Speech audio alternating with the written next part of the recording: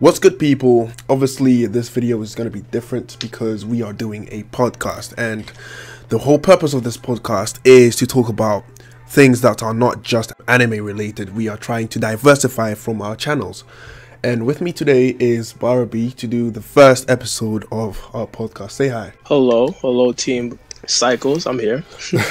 So we are going to be talking about different things. We're not going to be talking about the same things in every episode. We're going to be talking about movies and anime and whatever we can come up with for the next episodes. And what we are going to be doing is basically uploading every episode on our channels and, you know, make it cycle through our channels so people can get exposure as well, right? Pun intended. The main reason why I called myself Cycles is because I tend to repeat myself a lot, and I needed to in order to get the main point across, because some people just forget. All right, cool. So the first topic is anime recommendations. All right.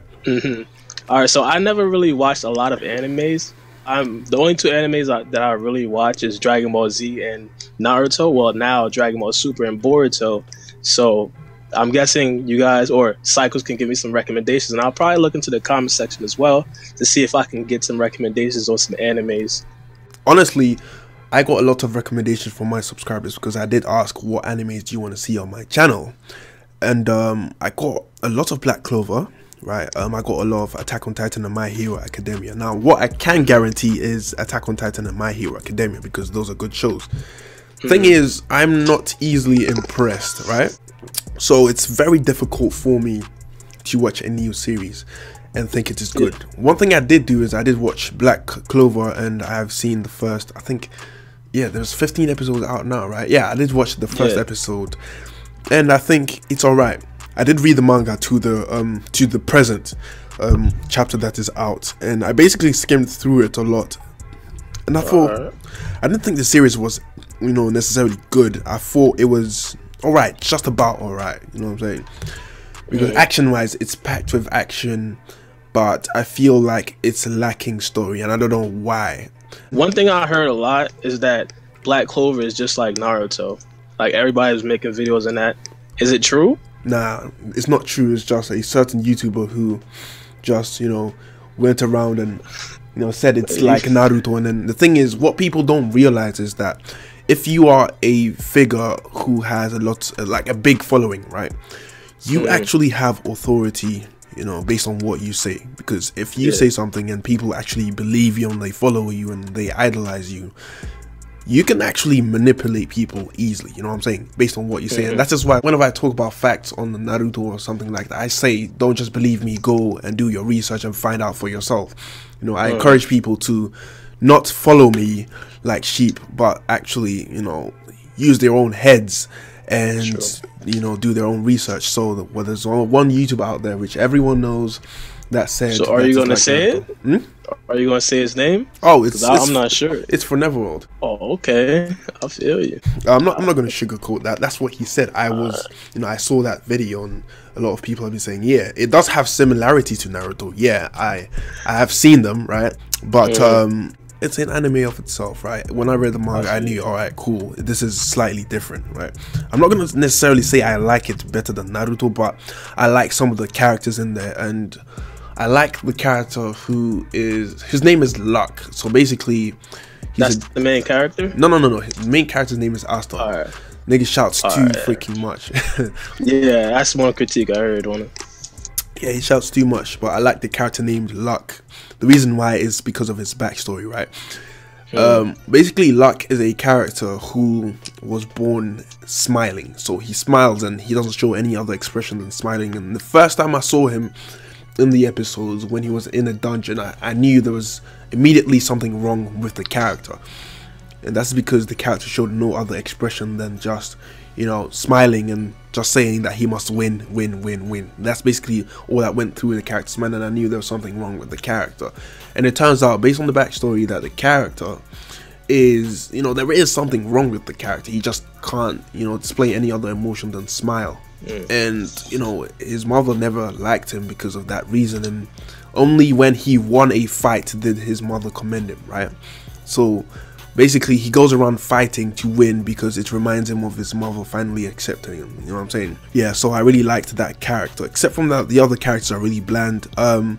The main character's rival is just another bland character who doesn't display emotion and pretty much is a prodigy. We've seen those stereotypes a lot, which I don't really like. I think if you watch a lot more anime, right, you will start to figure out the stereotypical characters that they, you know, put into anime. And when I see that shit, that deters me from watching other anime. Yeah. All right. I kind of understood about a little bit about stereotypic characters, because a lot of people know Naruto and Goku. They're much alike. They eat a lot. Even the color of their clothes, things like that. Oh, you should see Toriko and Goku. You never seen Toriko? Nah, I never do a quick seen Google search on Toriko. Is it Toriko with a K? Yeah, Toriko. Is it Toriko? Yeah. Alright. Oh yeah, it's definitely like blue hair though. That's like, a lot like Super Saiyan Blue. He's basically wearing Goku's outfit, basically. Alright, I understand that the show Gintama basically tries to copy other shows, but that's the whole gimmick that they're going for. But Toriko was just a rip-off of Goku, and they gave him blue hair. So he was the first Super Saiyan Blue, if you really think about that. Yeah, right. That's crazy. Anime. Can I, another recommendation? Well, I don't have this recommendation, but I did. Well, a female in my high school, I remember when I was in high school about a couple years ago, a female recommended me to watch Attack on Titan. And we were talking about it before we did the podcast. Forced me to watch like 2 episodes of it, but I liked it, but I didn't necessarily continue the series. Why not? All right, so here's the thing, and a lot of people might say I'm weird for this, but I prefer it dubbed over sub. A lot of people prefer sub over dub. And the thing about Attack on Titan, or back then, is that I didn't necessarily watch a lot of subbed anime. The only anime I really watched was dubbed, and of course I watched subbed in Naruto. But that was pretty much it. Yeah, of course it makes sense to watch something in your, you know, native tongue, something you understand, instead of just reading it. Like the whole dubbed vs subbed argument. People don't understand that we are all different and we have different things that satisfy us. Like no one wants to understand that. They always want to think that what they think is superior to someone else. Like I would not bash anyone for, you know, watching subbed instead of dubbed. You know what I'm saying? I'm not going to start an entire argument about that, because we all have different things that make us. What's the phrase? Fuck, I forgot the phrase. Forget it. All right. So yeah, I would recommend Attack on Titan definitely, because it's just good writing. I have honestly never watched a bad episode of Attack on Titan. If you were to recommend me 5 animes other than Dragon Ball Super and Naruto, of course, or Boruto, what would you recommend? I would recommend you watch Attack on Titan. That's one. I would recommend you watch My Hero Academia.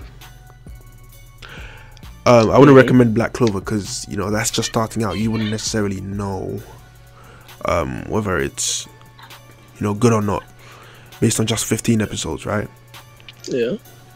For a long running anime anyways. I would recommend, it's not necessarily an anime, right, but, you know, it's still good. It still has good writing, and it's only 60 episodes or 64 or so.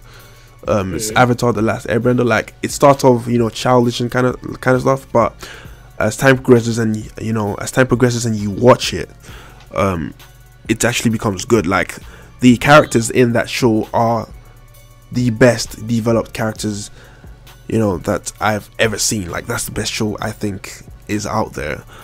Even though it kind of starts off childish at the beginning. Heavy recommendation. Oh yeah, and then it has a sequel, which is Legend of Korra, which is it's not that good, but I think the 3rd season was the best season because of the villains. Like, that actually, you know, put out a standard for villains to follow, and I think anime has a lot to learn from that, if you really think about it. The villains were like an organization, like I told you on Twitter.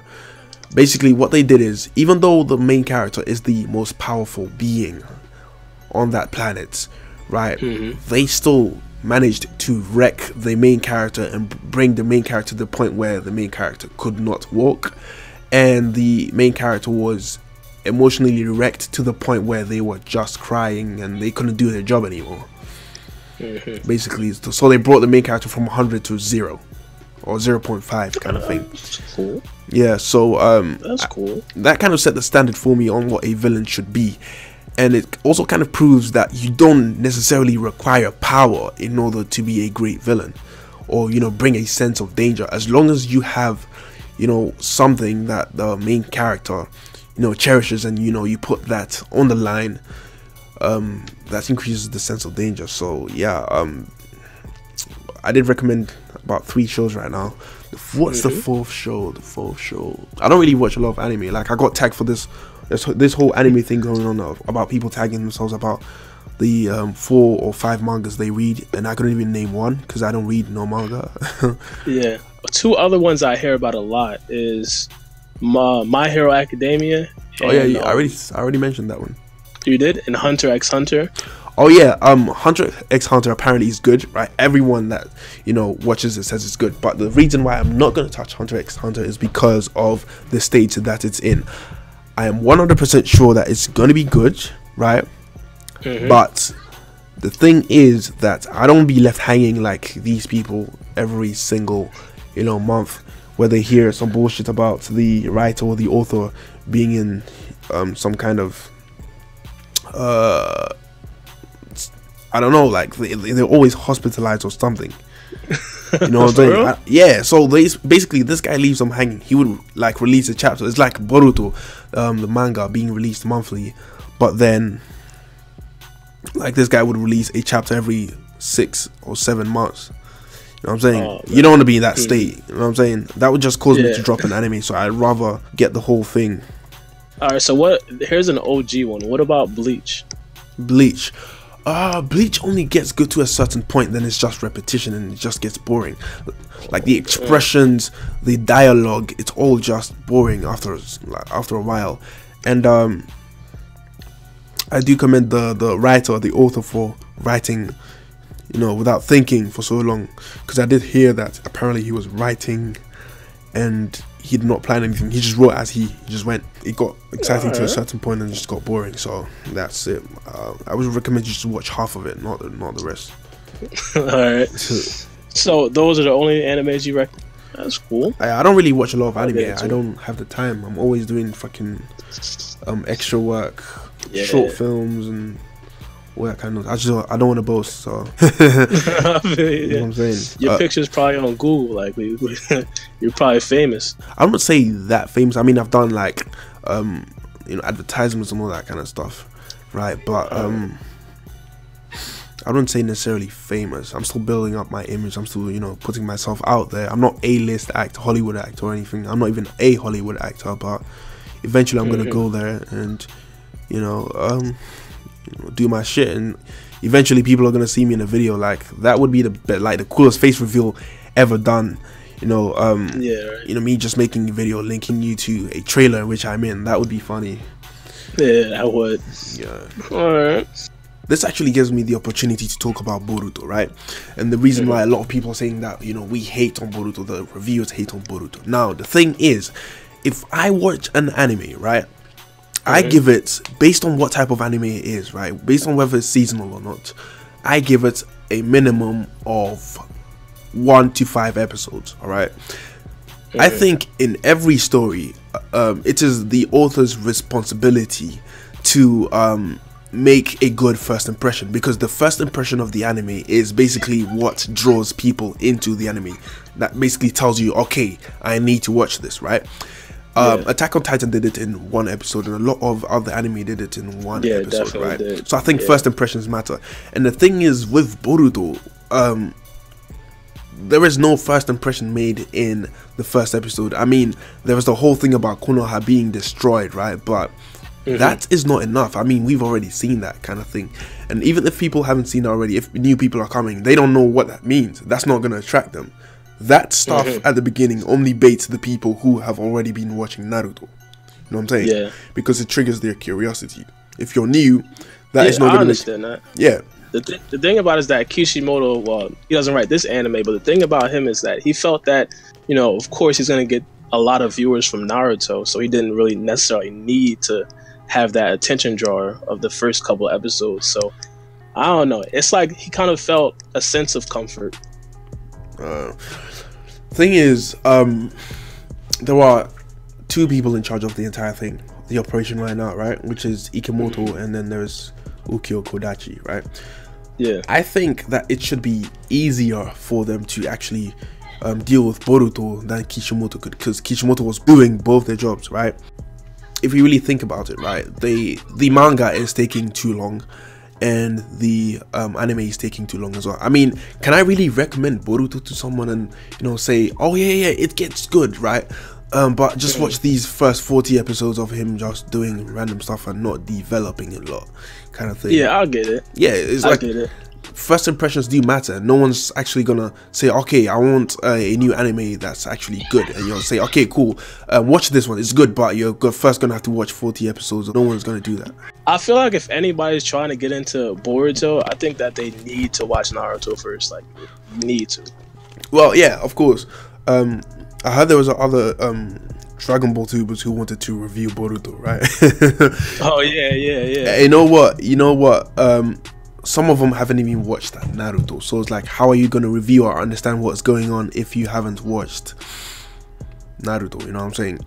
And then also the other thing is that since Dragon Ball Super is gonna be ending, right? I've heard a lot of them, you know, say they're gonna move over to Boruto, right? Well, before we talk about that, we gotta talk about Dragon Ball Super ending, because that was a shock. Like, I didn't expect it. I'm pretty sure no one else expected it. It's making a lot of money, definitely. So I'm not sure why they're ending it specifically, but the thing about this is I feel like Dragon Ball Super or Dragon Ball in general could grow from them ending. At a certain point, like, a lot of people got mad at the fact, oh, a Kefla was a big thing. A lot of people thought that was a character that was just made up out of thin air, and like there was no planning, no nothing that went into it, and the power scaling was all off. And I think one of the big problems, or one of the big reasons of why that happened, is that they didn't expect Dragon Ball Super to go on for 130 some episodes. So if they just stop the anime and say, all right, we got to think about what we're doing, think about the power scaling, and think about the characters that we are going to introduce, and try to explain what just happened, because you just have two regular Saiyans fused together. Now she's the strongest Ultra Instinct. It's gonna be crazy, like, right? Yeah. So I guess them taking time off and trying to figure out what's going on in the anime, I think that could be a good thing. But they have to tell us, like, yo, it's coming back. They can't just end it and just not have anything come back, or not have any announcements. Yeah, it was an abrupt end to Dragon Ball Super, and the reason why I think they ended it is because they are getting to the point where the power levels just don't make sense anymore, like you mentioned, right? We got from Goku Super Saiyan 3 to him fighting gods, and I think introducing gods was a bad thing, honestly, because it. You think so? Yeah, I think so, because it pushed the scales high, and then Goku's goal to beat Tiberius actually pushed him to achieve god power.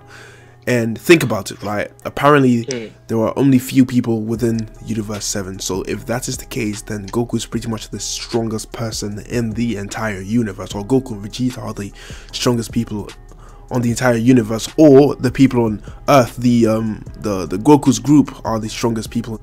Here's the thing. I feel like they could have introduced the gods, but they did it in the wrong way.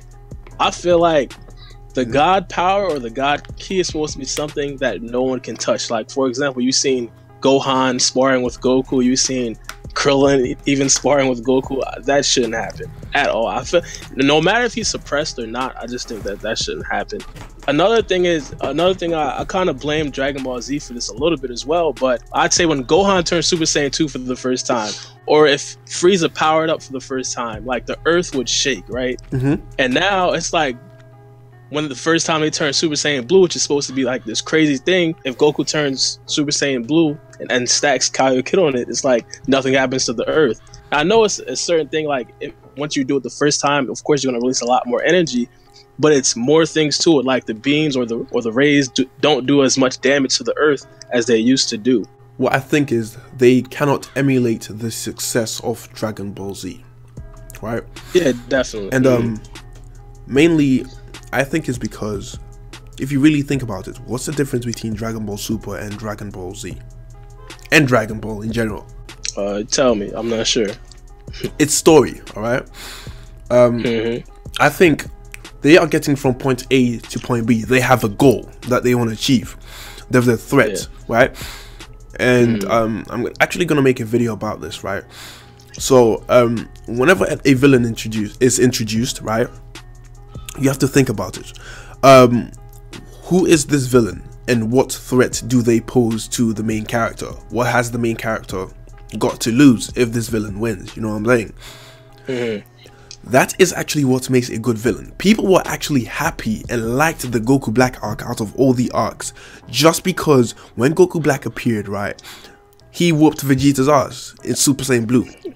Yeah. Right? And then people said, okay, cool. We kind of feel a sense of danger for Goku and his friends because this character is a potential threat and they have to play their cards right, or else their asses will get whooped. They will die and they will lose everything. You know what I'm saying? That is the sense of danger that Dragon Ball Super was lacking, because if you really think about it, Goku Super Saiyan 3 was one of the most powerful beings in that universe for Dragon Ball Z, right? And now he has God Key stacked on top of it. Who can really challenge him? Yeah. You know what I'm saying? Any enemy that pops up, you know, is not going to be a good threat because the main character is on the level of a god. Come on. Yeah, I understand that. That's why I think Dragon Ball Super did not do well. First of all, it's because of story. Dragon Ball Super doesn't necessarily have a story. It's just them, you know, going from point A to point B. So the first one was Beerus is coming, right? We need to defend Earth. The second one was, I believe it was a tournament, right? Yeah, it was just a tournament. So basically whoever wins just wins a wish, which was basically not something that would increase the sense of danger, right? And then the third one was a Goku Black arc, which everyone loved until, you know, a few contradictions like Trunks learning the Mafuba out of nowhere, and then the whole spirit sword thing going on. Yeah, that was pretty much it. The Tournament of Power is just another tournament basically. So I didn't really feel any threats or a sense of danger because everyone there was weak except like Toppo, Jiren, and Dispo basically. Well, see, the thing is with Dragon Ball Super, we already seen the ending of Dragon Ball Super. We already know that no one's gonna die, because we seen the episode where they talk to Oob, or Goku starts to train Oob, things like that. But the thing that they can do is just increase the power level, increase the power scaling, and not only that, but also add another sense of danger of this person could get really hurt, things like that. Just introducing a lot of cool characters for entertainment.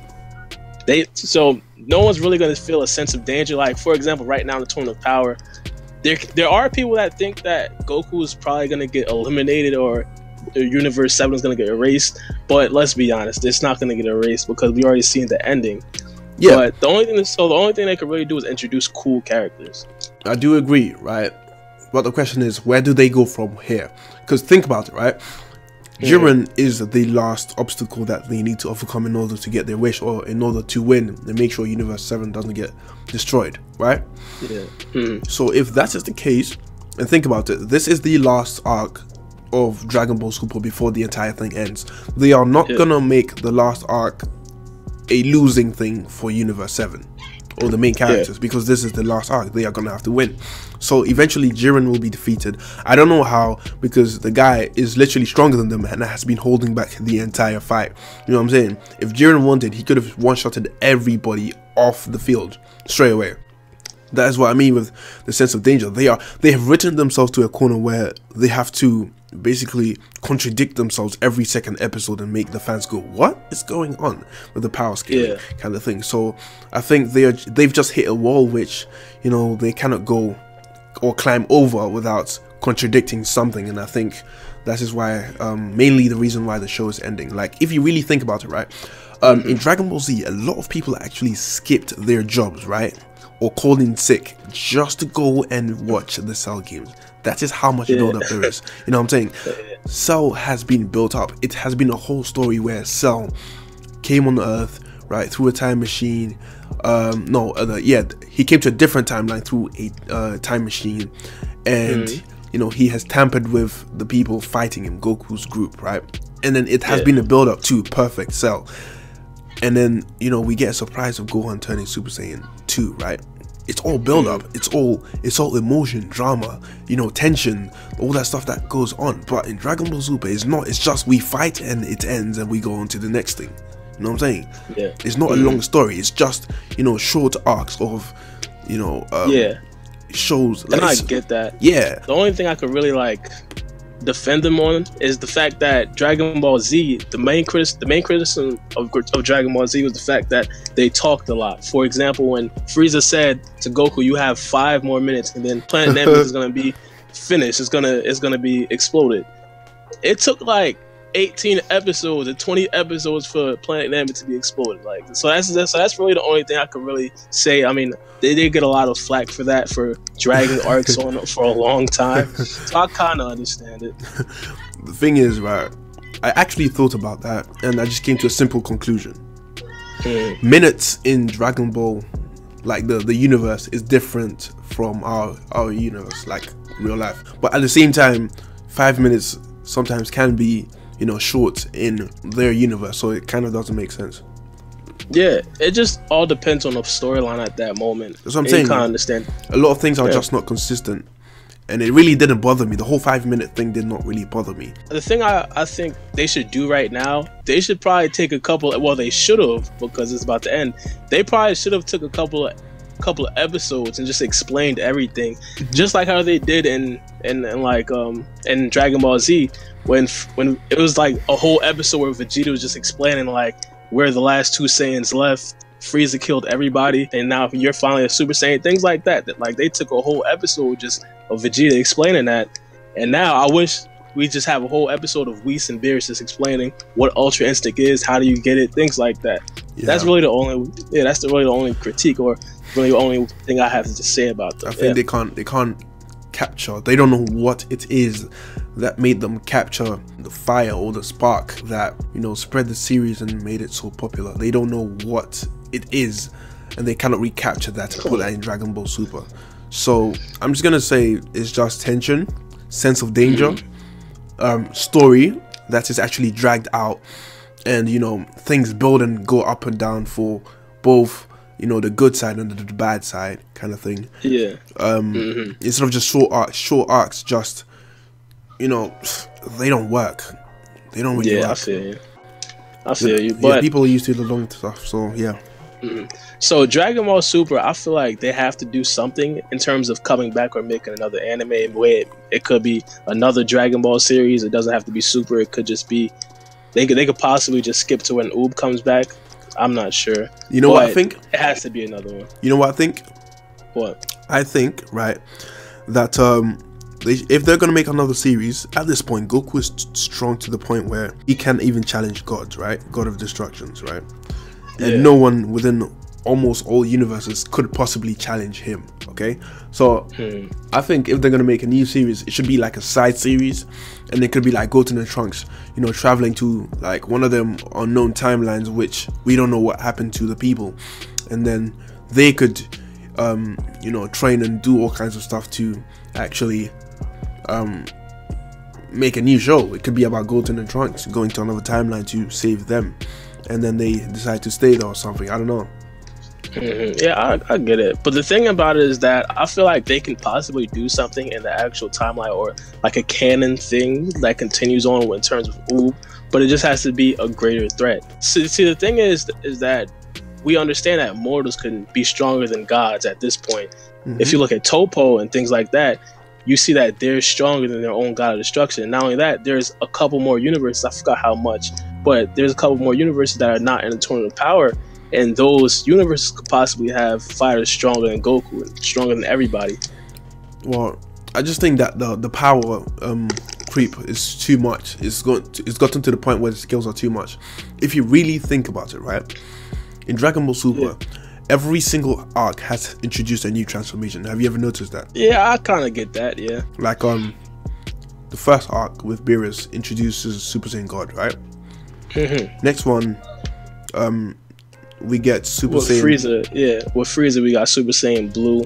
Yeah. And then afterwards we got the tournament called the tournament, and then we got Blue Kaioken. Yeah. And the next arc, the Trunks arc, we got Super Saiyan Rose. And then we got Trunks' new transformation, Super Saiyan Rage or something. Yeah. See, the thing is, you need something to supplement the entertainment for Dragon Ball Super mainly because no one's gonna die. So I feel like them, in terms of like selling T-shirts or selling toys, things like that, they kind of had to do that in some degree. It is a little redundant, I would say that though. Just seeing a whole bunch of forms. Yeah, that's the problem. They can't really tone down the power anymore because if they do, then it's like, okay, what's the point of all the other forms, all that kind of stuff. Yeah. In terms of the YouTubers, let's talk about the YouTubers coming over to the Boruto scene. I feel like I'd welcome them. I mean, but the thing is, I'm not sure if they'll be the most smartest people to be talking about Boruto. Like, I'm not sure if they know everything about Boruto or Naruto. You see what I'm saying? Well, I've actually got a few points to make about that. All right, so the first one is a lot of them. Well, yeah, a lot of them. Let's get to the point. Are clickbaiters, right? Yeah, quote unquote, it's anime girl. I've seen it. I'm not saying she's a clickbaiter. Oh no. We speak in this podcast. We speak nothing but the truth. Yeah, turn up, bro. She would probably say, Goku turns Super Saiyan Blue Ultra Instinct with proof, and then when you go on the video, it has nothing to say about. There's no proof. So there's no proof. That's pretty much why we call her a clickbaiter. Or Cycle is not. I'd say like she's a tiny bit of a clickbaiter. Oh no, she's a full-scale clickbaiter. I don't lie. It's not on a level of like a double four back in his prime. Now double four toned it down. No, she supersedes double four. So you think so? Definitely with proof. Oh no! Remember that video when double four said like it was confirmed that Naruto was gonna die, things like that. Like what? Like, that's just gimmicks, and everyone is used to that. So I don't know. First thing is clickbaiting, right? And then the second thing is, I made a whole video talking about dumb shit that Naruto fans say, right? Yeah. First of all, it was just a troll, and second of all, it was just to give out information about the status of the series, right? So the whole thing about people making theories about Kawaki, that's fine. You can make theories, right? But there are people out there who are actually saying, no, it's not a theory, it is confirmed about Kawaki, and it's like, that is who the video is addressed to. It's like, why are you saying something is confirmed when we don't know who Kawaki is? You know what I'm saying? Yeah. I might make a video just like that, but it's gonna be more comedic, I like that video though. That was cool. Oh, you watched it? I watched a couple minutes of it before we started. So yeah, that's pretty much it. Oh, okay. I didn't know you would. It's funny how you had to start the video saying, this doesn't apply to everybody. Yeah, like I'm not talking about everyone who made a theory about Kawaki. I'm just saying there are people out there who say it's confirmed when it's not. Yeah, those are the people who I'm addressing that to. And I just basically put out information talking about Kawaki and saying, look, we've only seen a few seconds of this guy, and people are already saying that things are true when it's not. We can only speculate. We cannot say it's confirmed. You know what I'm saying? Yeah, I get it. Yeah, so talking about Dragon Ball tubers, first of all, the clickbait is going to increase. Like Geekdom actually tried to stop the clickbait by making people aware of it, but then, if anything, it just made it worse. What do you mean? Explain. So he made a video talking about clickbaits and all that kind of stuff. Like there's like Quaman and all these other people who were. Oh, when was this? When did he make this video? Oh, this was like a long time ago. This was like I think years ago. I still watch them occasionally. And he made a video about clickbait and how he hated it. I think it was Geekdom.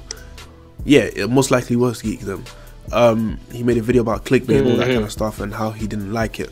But now, if you really look at the community, it's about 90% clickbait kind of thing. The Dragon Ball Super community? Oh, definitely. And if that show ends, because some people, their channel exists only for Dragon Ball Super. And the thing is, if that ends, they're going to jump on Boruto, and then they're going to bring that whole clickbait cancer over to the community as well. You know what I'm saying? Yeah, I get it. Yeah. And I don't really know all the Dragon Ball I don't really know all the Dragon Ball YouTubers. The Dragon Ball YouTubers like I know that they have good content, I'd say, is Anime Live Reacts. I know him. Yeah, I like his stuff. Monster Media, do you know him? Yeah. Okay. I like him. They're cool to come over. I'll take them. Yeah. But I don't really know anybody else. The only other person I know is It's Anime Girl, and the only thing I heard about her is that she clickbaits. Oh, I seen this shit, bro. I don't just take people's word. I do my own research. Oh man. Do you have anything to say about the Dragon Ball community coming over? Be knowledgeable and don't clickbait. Oh, That's pretty much it. All right, cool. I would actually like to see anime live reactions cover something else than just Dragon Ball. You know what I'm saying? The thing is though, I think he made a huge mistake. About what? About his channel. So basically he did ask his subscribers, alright. So he said, what do you guys want to see on this channel? Is it just Dragon Ball or other content? And then he actually made his subscribers vote, and the majority said Dragon Ball content. But if you really think about it, a channel is not just a channel, it is your platform, you know what I'm saying, to jump on any other series. I think he should just keep it to one channel, right? And then diversify, because if you review one series and the series is over, you're basically out of content, right? It depends. If you do reviews, right, then that's, and if you do reviews and reviews only is what you do, then that's gonna be a huge issue, right? But if you do like evergreen videos, or you know, just topics and all that kind of stuff, then that's good, you know what I'm saying? But eventually it's gonna die down. So my recommendation to anyone who wants to start YouTube and all that kind of stuff is just don't do one thing. And that's why I actually want to diversify for my channel, because the whole point of my channel is to, you know, review anime, not just Boruto. And it just turns out that I just have enough time to do Boruto and not anything else. But if I do have the time, I'm gonna start reviewing other things like Attack on Titan and all that kind of stuff. So what's your take on, you know, channels and all that kind of stuff? Well, it just depends. I feel like people can still do Dragon Ball Super. Like, for example, I was watching Geekdom's live stream, and he said that he's gonna only continue to do Dragon Ball Super, but he opened another channel where he said, all right, I'm gonna review multiple animes on this. Like, he wants to review Attack on Titan, things like that. So that's cool. I mean, he's got another channel. Yeah, so he's pretty much gonna do that. I'm not sure. I think it's more Geekdom, something like that. The thing about Geekdom is I feel like he'll probably still make videos on Dragon Ball Super. Like, he'll probably, like, because what he said in the live stream, I won't forget this. He said, this is where you find out where the real Dragon Ball Super fans are. And I kind of agree. I mean, if a series ends and you just don't have any more content, that means you weren't really a fan of the series, because you can't really talk about anything unless the series is going on. There should be multiple things that you can talk about, you know? I just think anyone can be a fan, but the difference is the caliber of a fan that you are. Yeah, the passion. Yeah, the passion is what I'm talking about. Not a lot of people can really, you know, go in depth in a series and, you know, make videos about it. Not a lot of people have time to do that, or not a lot of people are interested in the show enough to do that. You know what I'm saying? Yeah. It's like us and just Boruto and Naruto. Like, if Boruto was the end, like, I could still keep going, because the videos I enjoy doing the most are the you know, the discussions, the theories and all that kind of stuff about the world of Naruto and Boruto. You know what I'm saying? Those are the videos I enjoy doing the most. Reviews is just talking about things and, you know, trying to reflect upon life with all that kind of stuff. But a good example of it is like Swag Kage. You know, we all know Swag Kage doesn't like Boruto, so he continues to make these Naruto videos, and it's doing a lot. It's doing real well. Like, the other day, he made like a video explaining Sasuke versus Naruto throughout all the timelines, things like that. That's a cool video to make. Did he explain that Sasuke could have won if he wanted to?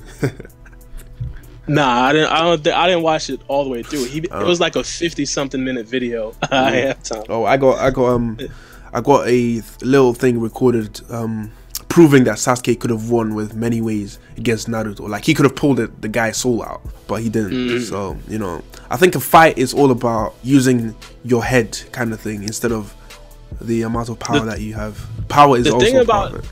The thing about Sasuke with the Rinnegan, I'm not sure if he knew how to do that. What, taking our souls? Nah, yeah, this guy literally knew how to use Chibaku Tensei and, you know, push and pull and all that kind of stuff straight away. Some abilities just come to you straight away. You know what I'm saying? And I feel like that thing where you could just rip someone's soul out. I feel like that's something that you need to like practice on. I don't know if you could just have it. You know? I'll just make a video about that, talking about the multiple possibilities. All right, cool. Now, is there anything you want to talk about in terms of Dragon Ball Super or Dragon Ball Super ending? No, that's pretty much it.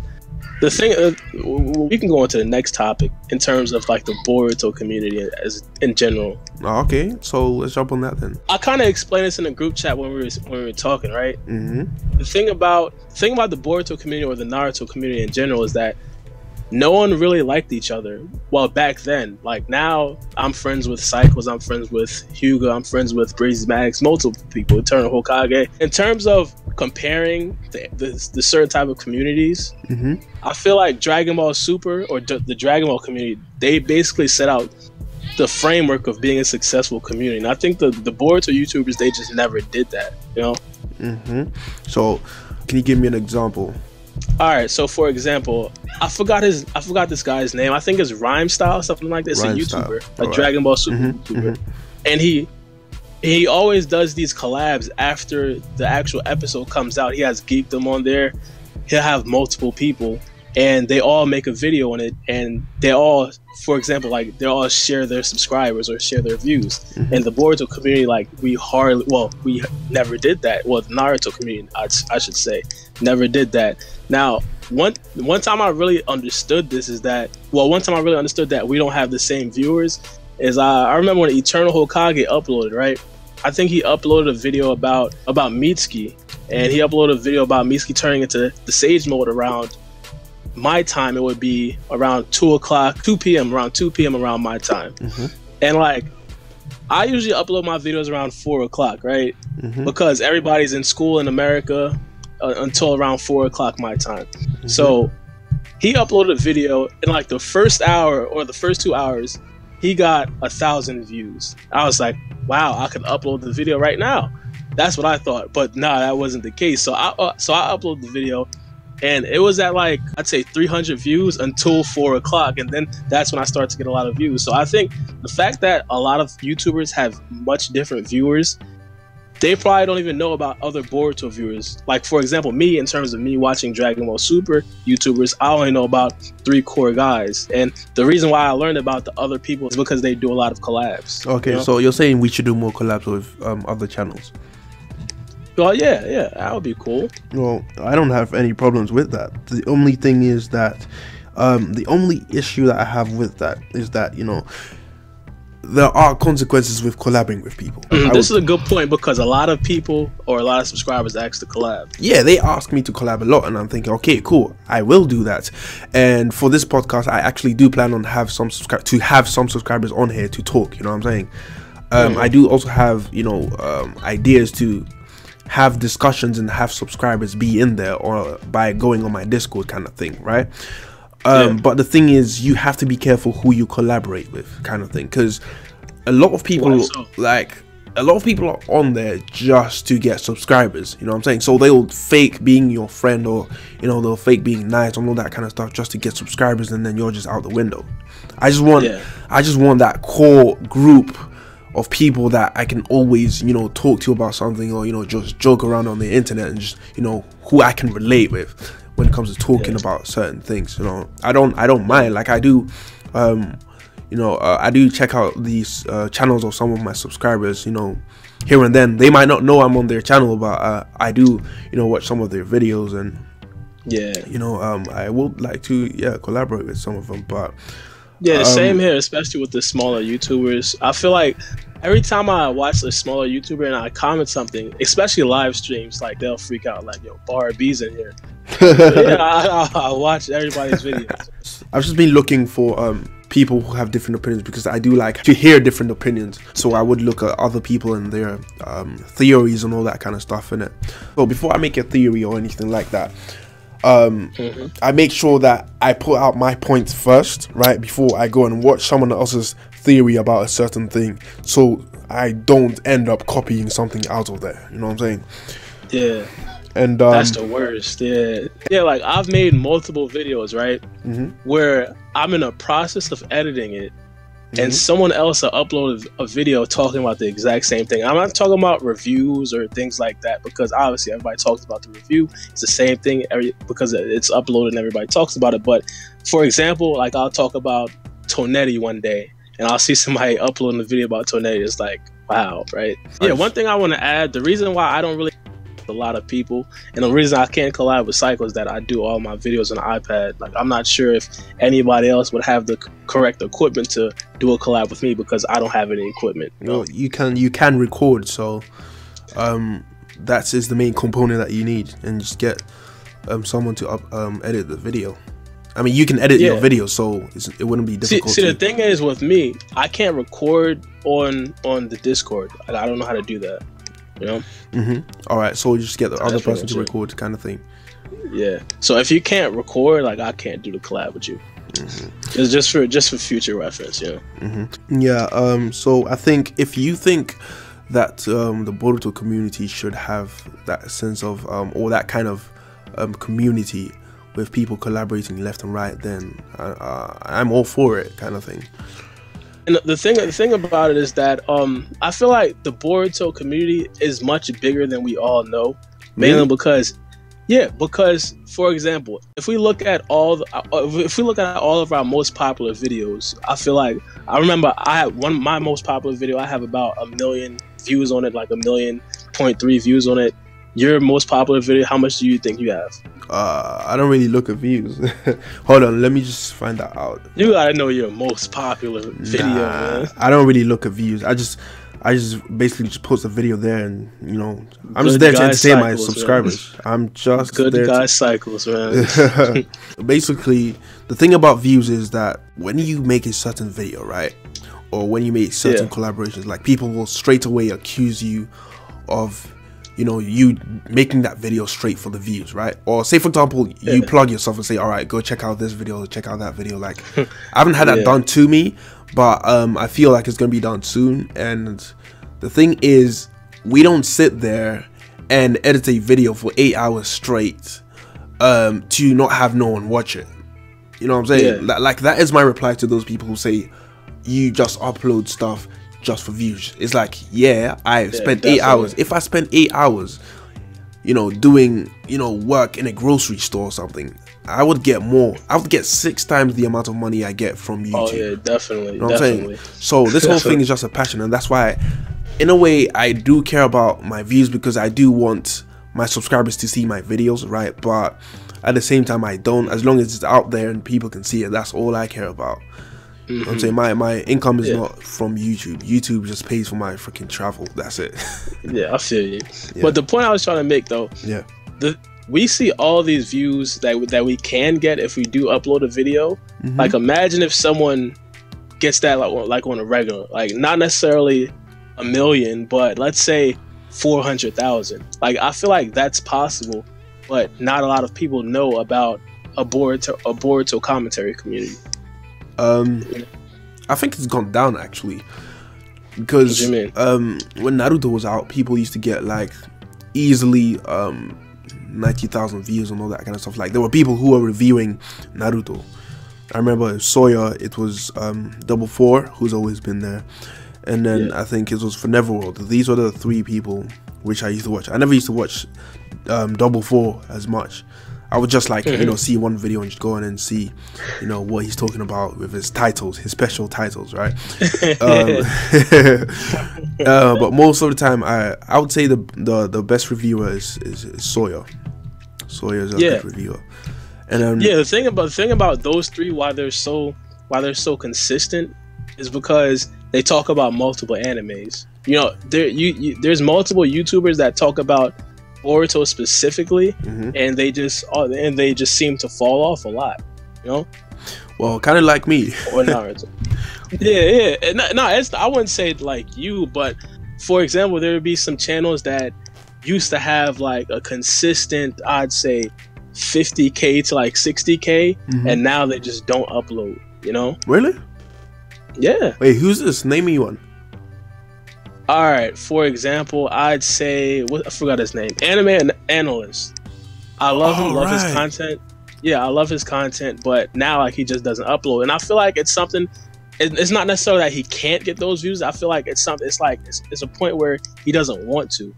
And I feel like only friends, like YouTube friends, could possibly get you to upload more. Like, for example, if for Neverworld takes like a month off, you know how much YouTubers will probably be asking you things like that? they'll be checking in, and they'll want him to upload more.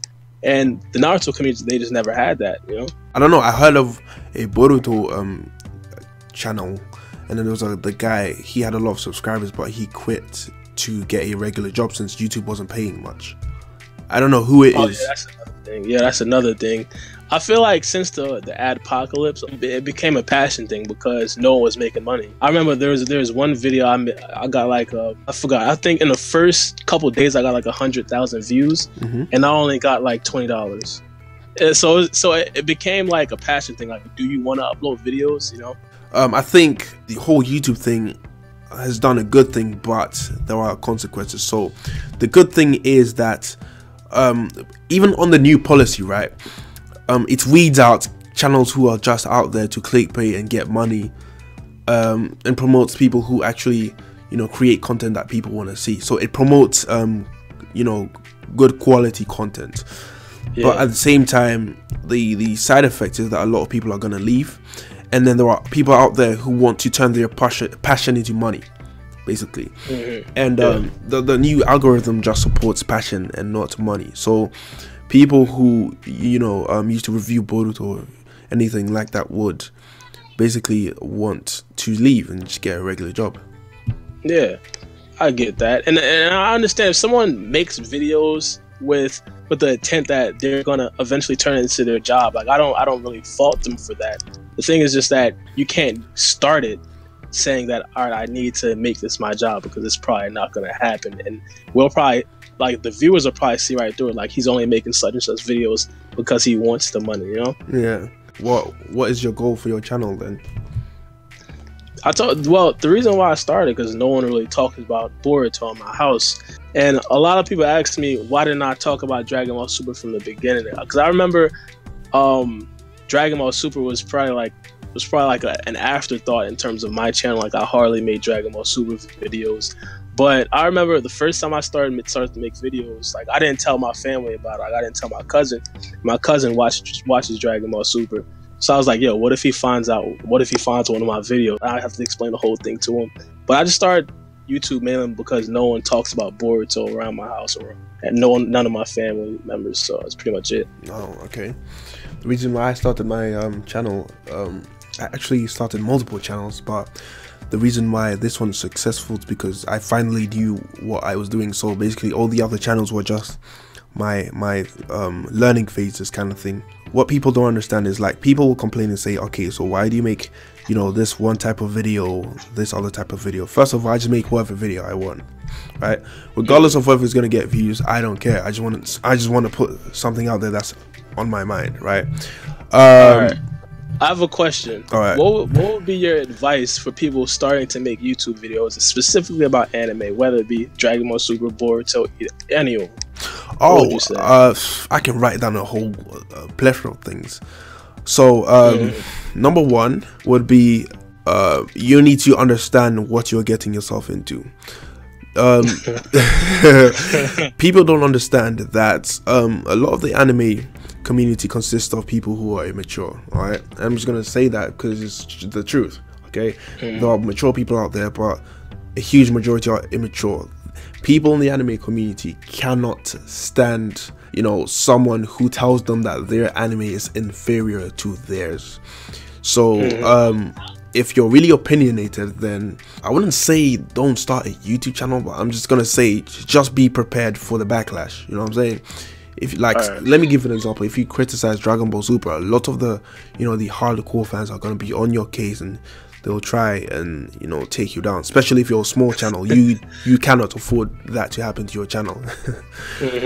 So the first thing I would say is just know what you are doing, what your goal is, what is your passion, and also stay true to yourself. Because if you are some fake persona, you're doing nothing but just creating depression, because at some point you're not going to be able to be yourself, and you're going to despise making videos because you're not yourself. You're gonna have to pretend to be someone else when you're making your videos. So know what you're doing, right? Be yourself is number two, right? Number three is gonna be that you need to have drive. You need to have reason why you're doing this. I do this because it's just a passion. It's just it's just a hobby for me. I like doing this, right? So regardless whether I get money or not, I don't care. I just do it just because I have something on my mind and I need to express myself. So it's my way of expressing. It's like an artist, you know, drawing to express themselves. This is my way of expressing myself, kind of thing. So you basically covered all the general advice that you can give small YouTubers. The thing I'd say, and a lot of people, well, just me talking about the small YouTubers that I see, well, I feel like you need to upload more than like one video every month, because a lot of people ask me, especially for collabs, and they'll upload one video like this month and the next video like in 3 months. So I feel like you need to be a successful YouTuber, especially in 2018, because the way the YouTube algorithm is, like, you need to at least upload, I say, about 3 to 4 videos a week to be consistently in an algorithm. YouTube got the algorithm right. It's like 2018, everyone's got ADD, right? It's like, when's the next video? When's the next video? When's the next video? They don't really understand that we actually put in hours to just make that 5-minute clip or 5 minutes enjoyment of life. Definitely. And then one thing that's really that no one really talks about, that's really underrated, is that when you make more videos, you get better at what you do. Like, I remember in the summertime, I used to make videos every single day because I was relatively new to Boruto, or relatively new to YouTube, I should say. And every time I uploaded, I got better. That was my time to get better. So I feel like getting better at YouTube, that's something that everybody should think about doing. Definitely. And that's not necessarily just practicing. It could just be uploading a lot of videos. But make sure that your quality is there, though. I agree with you 100%, because when I started YouTube, if you check out some of my first videos, it wasn't really good, right? So I actually use YouTube to do a lot of things. So I use it to practice being on a mic for voice acting work, right? And I also use it to practice my accent sometimes. I try to use a lot of received pronunciation, because it's necessary to be able to, you know, change between accents for the job that I do. So you know, you can also use it as practice for anything social media related kind of thing. What other tips would I have? All right, yes, don't clickbait, because if you do, then people are gonna know when the real news comes out. People are eventually gonna figure out who is legit with information and who's not. I don't know if clickbaiting really has a lot of repercussions in 2018, because people are so used to it. Yeah. I don't think so either, man. So consistency and drive is pretty much the core things, I feel like. Core thing. Oh yes, and the criticism. A lot of people, when you go on YouTube, people are gonna try and drag you down no matter what, right? I've had so many comments of people asking me, do you know the way? Do you know the way? And then apparently I sound like the African drug lord, right? I don't know how, right? But apparently I do sound like the African drug lord. I know I do have an African accent, and that's because basically the reason why I'm good with accent is because I easily pick up and learn languages, like easy. I just pick up on the spot, right? If I was to go to Japan, I'm sure I would pick it up faster than the average person. I just pick up accents of people around me, and just because my family, you know, have the African accent, I just pick that up. You know what I'm saying? Yeah, that's cool. I'm trying to do American. I'm trying to learn the standard one. But it's kind of difficult. It's kind of difficult, really. Could you try it? Okay, cool. Give me something to say. Give me a phrase, a word. I don't know. Just anything. Just rate me. Just rate my my accent from 0 to 10. Just give me a phrase and I'll say it. All right. Explain what you do. What's your job in English? In English accent. All right. Okay, so my job is basically to. Nah, I'm speaking English. All right, hold on. All right. Now just give. You know what? It's better if you just give me a phrase, because give me like a phrase, or a sentence to say. All right. What's your YouTube channel name? My knee. Oh wow. I don't know. How am I gonna say that in? It's simple. Just try it. I'm just gonna say my YouTube channel's name is Cycles. Does that sound American? It could use some work. Yeah, I know. I know. You kind of still have the accent. Yeah. Yeah, I know. I'm gonna have to work on that. It's not that good. One thing I would say about your accent is that whenever I watch your YouTube video, you sound African, but if I'm in like a Discord with you, you sound like British. Like you have a real good English accent. I don't know why. Like I said, it just switches. It just switches. I don't fucking know why. So, any other topics?